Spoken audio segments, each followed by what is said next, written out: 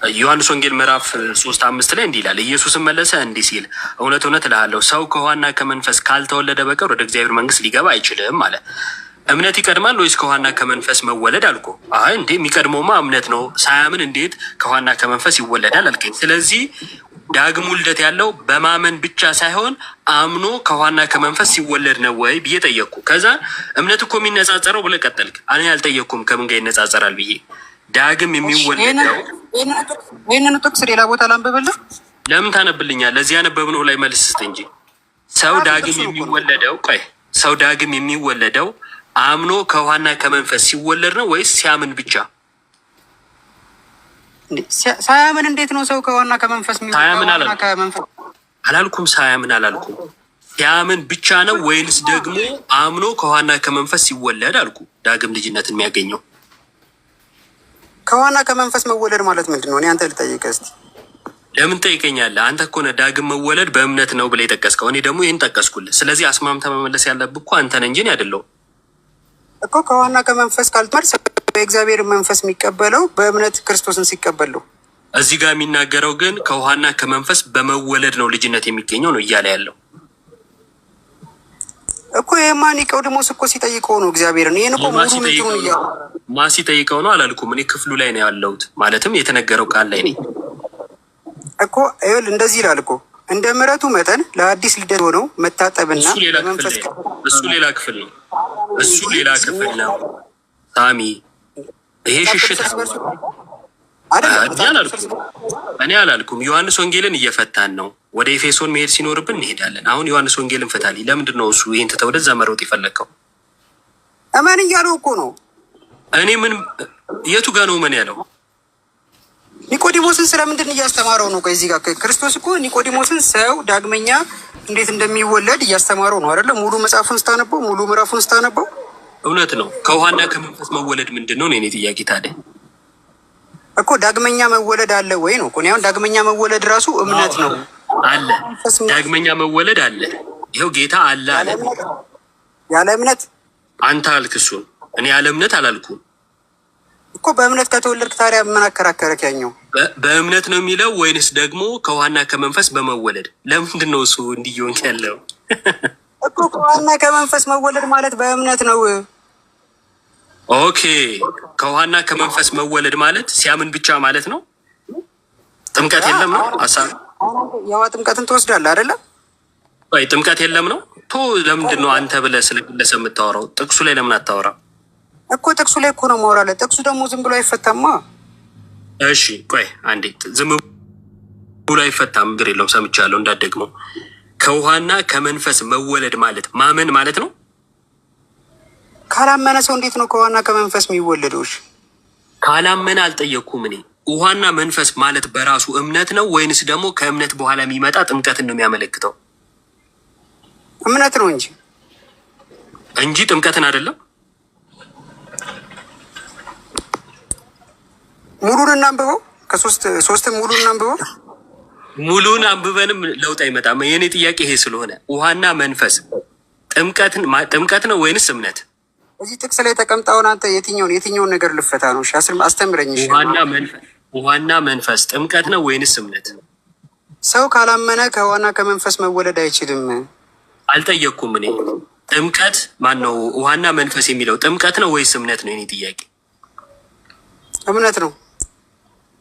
እሺ እምነት ነው ብሎ የፈታልህን አንድ የቤተክርስቲያን አባት አሳይ፣ ወይንም ደግሞ ማስረጀት ከፈለግከው። እዛው ራሱ ላይ ውኃና መንፈስ የሚለውን እምነት ብሎ የፈታ እዛው ራሱ ላይ እኮ ይናገራል። እሺ አሳይ።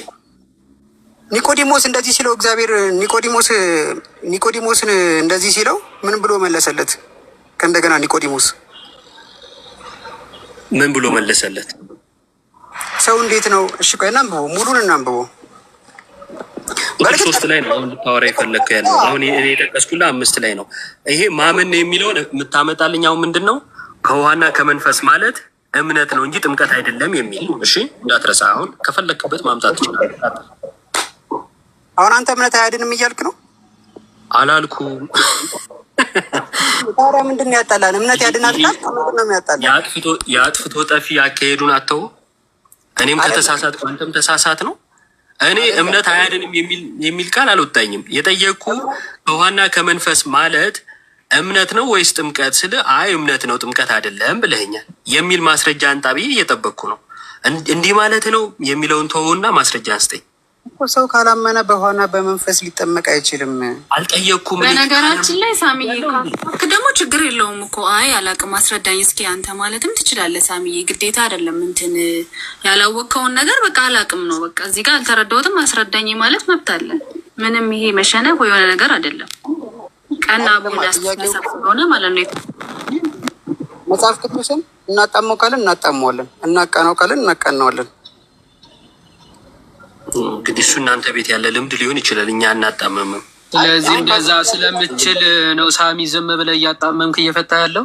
ለምን በስርዓት አትፈታም? ጀመር ከጥያቄ ኮንሰፕት ጋር ይገናኙ። በደንብ ነው የሚገናኘው። ቀጥታ የጠየቀ ከውሃና ከመንፈስ የተባለው ምንድን ነው ነው? አንተ እንዲህ እያልክ ቆይ ሳሚ እንዲህ ለማለት ፈልገ ነው? ስማኝ አንዴ ቆይ። እንዲህ ለማለት ፈልገ ነው? እንዲህ እያልከኝ ነው እያልክ ያላለውን እንዲህ እያልክ ነው ከምትል ምን ለማለት እንደተፈለገና አንተ የተረዳውን ለምን በግልጽ አትፈታም? እምነት ነው ብለሃል። ውሃ እና መንፈስ ነው፣ ሁለት ነገሮች ነው እየተናገረ ያለው። ስለዚህ ውሃና መንፈስ እምነት ነው ብሎ ይፈታል። አንድ ማስረጃ ከአባት ጥቀስ ተባለ። እስኪ ጥቀስ። እንዲህ ብለህ ውሃ የሚለውን እምነት ብለህ ውሃና መንፈስ የሚለውን እምነት ብለህ እንድትፈታ በግራመር ህግ ነው በየትኛው ስነ አፈታት ህግ ሄደ ነው ውሃና መንፈስ የሚለው እምነት ልታደርገው የምችለው? እሱን ማስረጃ ስጠ። እኔ ኮንሰፕቱን ነው የነገርኩ። ኮንሰፕት ነው። ኮንሴፕቱንም ያዝና አንብብ። ከየት አምጥተህ ነው እምነት ነው ያልከው? ከየትኛው ኮንሴፕት ይዘህ የቱኛውን ነው እምነት እንድትል ያደረገ? ኮንሴፕት ከስንት ቁጥር ጀምሬ ላንብብልህ? ሰው ካላመነ ሊጠመቅ አይችልም። የራስ ሎጂክ ነው። ሎጂክ በለኝ እንጂ ኮንሴፕት አትበለኛ። ኮንሴፕቱን አሳየኝ። ከዚህ ኮንሴፕቱን አሳየኝ። ስለዚህ ከየት አመጣው እምነት? እምነት የሚሆን ከየት አመጣው? ከየት አመጣው? አውዱን ይዘህ ኮንሴፕት ማለት አውድ ይዘህ ማለት ነው። እሺ አውዱን ይዘህ ፍታ። እንዲህ የት አለ አስረዳኛ። ሌላ ቦታ ላይ ኦኬ። ስለዚህ ስለ ሌላ ጥቅስ ነው ኮንሴፕት። ስለ ይኸውልህ የማታውቀውን እንግሊዘኛ አትጥቀስ። እሺ ኮንሴፕት ማለት እዚህ አውድ ላይ ይዘስ አንብበ የፈታው ስነ አፈታት ማለት ነው። አይ አጠቃላይ የመጽሐፍ ቅዱስን ሀሳብ ይዤ ነው እያወራ ያለሁት ከሆነ እንመጣለን። መጀመሪያ እዚህ ክፍል ላይ ያለውን ሀሳብ ፍታ። ውሃና መንፈስ እምነት ተብሎ የተፈታበት ቦታ ካለ አንድ ጥቅስ ስጠኝ ከመጽሐፍ ቅዱስ።